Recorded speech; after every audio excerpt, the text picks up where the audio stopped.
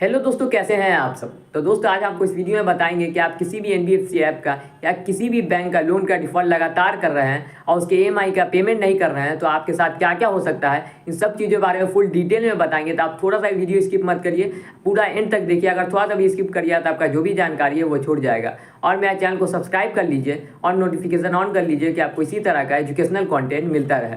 तो दोस्तों अगर आप कोई भी लोन का ईएमआई का रीपेमेंट नहीं करते हैं या उसमें डिले करते हैं तो क्या होता है।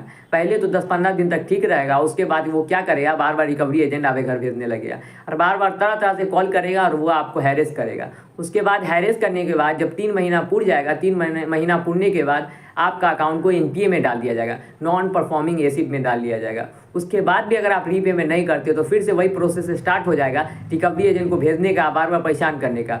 उसके बाद भी अगर रीपेमेंट नहीं करिएगा तो लास्ट में वो पछता उछता के वो क्या करेगा, लोन सेटलमेंट का ऑफर देगा आपको। उसके बाद भी अगर आप रीपेमेंट नहीं करते हैं, लोन सेटलमेंट उसके साथ नहीं करते हैं तो हो सकता है आप पे क्या करेगा, ईसीएस बाउंस का केस लगा देगा।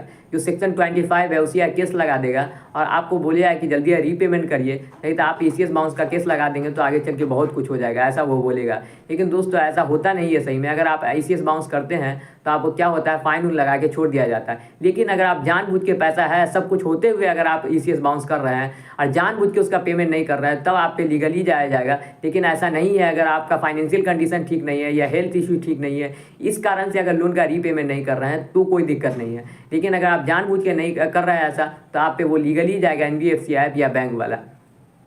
और अगर आप लोन सेटलमेंट भी नहीं करते उसके बाद क्या होता है, तो दोस्तों अगर आप लोन सेटलमेंट नहीं करते हैं तो उसके बाद क्या होता है, आपको लोन डिफॉल्टर घोषित कर दिया जाता है। यानी ये लोन डिफॉल्टर उसको बोला जाता है जो है क्या जानबूझ के किसी भी ऐप का या तो किसी भी बैंक का लोन का रीपेमेंट नहीं करता, उसी को बोला जाता है लोन डिफॉल्टर। उसके बाद लोन डिफॉल्टर घोषित करने के बाद आगे क्या होता है दोस्तों, आगे क्या होता है कि क्या होता है, अगर वो चाहे तो कार्रवाई भी कर सकता है और चाहे तो नहीं भी कार्रवाई करता है, आपका लोन को ऐसे ही छोड़ देता है। 2-3 साल हो जाता है तब जाके जो है ना आपके लोन को ऐसे ही छोड़ देता है। उसके बाद जो है ना वो पेमेंट नहीं भी लेता है। और कई बार अगर क्या तो वो चाहता है तो लोन डिफॉल्टर घोषित करने के बाद भी वो जो है ना जानबूझ के बहुत ज़्यादा परेशान करेगा और पेमेंट ले भी सकता है। तो इसका कोई गारंटी नहीं है। वो जो है ना ज़्यादातर जो है 5-6 या 7 महीना तक परेशान करता है। उसके बाद जो है ना वो आपको लोन डिफॉल्टर घोषित करने के बाद वो आपको छोड़ ही देता है। अगर आपका कम का लोन रहता है, मान लीजिए 5,000, 10,000, 15,000 इतना तक का लोन रहता है, तो वो जो है परेशान होकर छोड़ ही देता है। क्योंकि वो ज़्यादा लीगली जाएगा, इधर उधर जाएगा तो उसका वैसे ही बहुत सारा पैसा खर्चा होगा और पहले ही आप पे बहुत ज़्यादा पैसा खर्चा हो चुका है,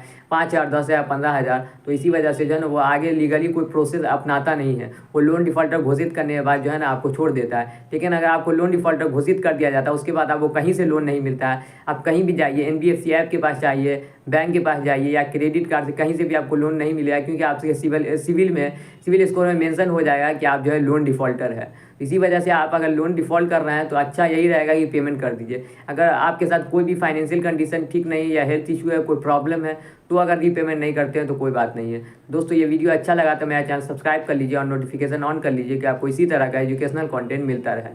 तो बाय दोस्तों।